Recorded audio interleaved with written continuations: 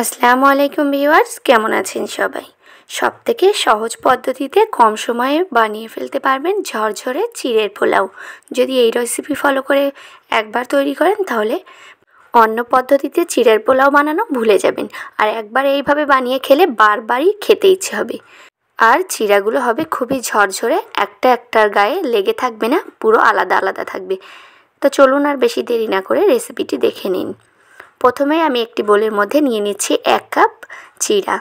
আর চিড়াটা অবশ্যই একটু সরু আর লম্বাটে নেওয়ার চেষ্টা করবেন। আর এখানে আমি কিছুটা পরিমাণে পানি দিয়ে দিয়েছি। আর এখন এটিকে নেড়েচেড়ে 2 থেকে 3 বার আমি পানি পাল্টিয়ে ধুয়ে নিচ্ছি। আর চিড়ার মধ্যে কিন্তু প্রচুর নোংরা থাকে, আপনারা চেষ্টা করবেন এটিকে খুব ভালোভাবে ধুয়ে নেওয়ার। চিড়াটাকে খুব ভালো করে ধুয়ে নেওয়ার পর আমি একটা ছাঁকনির উপরে নিয়ে নিয়েছি। আর এখন এখানে দিয়ে দিচ্ছি কিছুটা পরিমাণে লবণ। আর এখানে 1 টেবিল চামচের মতো চিনি দিয়ে দিচ্ছি। আর এখন চিনি আর এই নুনটাকে খুব ভালো করে চিড়ার সঙ্গে মিশিয়ে এটিকে আমি 10 মিনিটের মতো রেস্টে রাখছি।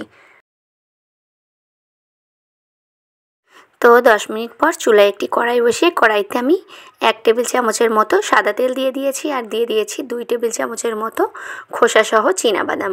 এই বাদামটাকে এখন আমি কিছুক্ষণের জন্য একটু ভেজে নিচ্ছি। বাদামগুলো হালকা ভেজে নেওয়ার পর একটি পাত্রে আমি এগুলোকে তুলে নিচ্ছি। এরপর ওই একই তেলের মধ্যে দিয়ে দিচ্ছি 1/4 চা চামচ সরষে আর একটি শুকনো লঙ্কা আমি কেটে দিয়ে দিয়েছি। আর এখানে 2 টেবিল চামচের মতো গাজর কুচি দিয়েছি, একটি মাঝারি সাইজের পেঁয়াজ কুচি, 1 টেবিল চামচের মতো ক্যাপসিকাম কুচি আর 2 টেবিল চামচের মতো মটরশুঁটি। এখন এই সব সবজিগুলোকে 2 থেকে 3 মিনিটের মতো ভেজে নেব।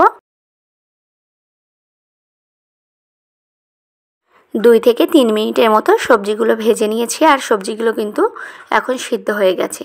আর এরই মধ্যে 2 টেবিল চামচের মতো কাজু বাদাম দিয়ে দিয়েছি। আর যে চিড়াগুলো আমি আগে থেকেই চিনি মিশিয়ে রেখেছিলাম সেইগুলো এখন দিয়ে দিচ্ছি। আর কিছুটা কিশমিশও ওপর থেকে দিয়ে দিচ্ছি। আর এখন এই সব উপকরণগুলো একদম লো আঁচে নেড়েচেড়ে ভেজে নেব। 1 মিনিট হালকা ভেজে নেওয়ার পর আগে থেকে ভেজে রাখা বাদামগুলো আমি দিয়ে দিয়েছি। দিয়ে এখন এটিকে আমি 2 মিনিটের মতো লো আঁচে এটিকে নেড়েচেড়ে ভেজে নেব। আর দেখুন চিড়াগুলো কিন্তু ভাজার পর একদম ঝরঝরে হয়ে গেছে, একটার গায়ে লেগে নেই। তো এখানে আমি আরও 1 চিমটি হলুদ দিয়ে দিয়েছি। চাইলে আপনারা হলুদের গুঁড়োটাকে স্কিপ করতে পারেন, আবার চাইলে দিতেও পারেন।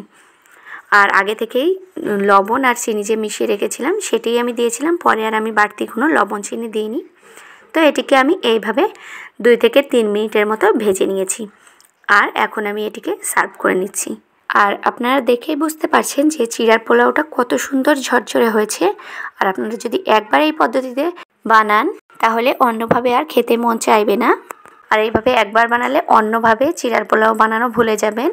তো আশা করছি রেসিপিটি আপনাদের ভালো লেগেছে। আর এইভাবে বানালে বাড়ির ছোট থেকে বড় সবাই খুবই পছন্দ করবে। আর রেসিপিটি যদি আপনাদের ভালো লাগে তাহলে অবশ্যই একটি লাইক করবেন। আর যদি এখনও আমার চ্যানেলটিকে সাবস্ক্রাইব করে না থাকেন তাহলে চ্যানেলটিকে সাবস্ক্রাইব করে পাশে থাকবেন। শেষ পর্যন্ত ভিডিওটি দেখার জন্য অসংখ্য ধন্যবাদ।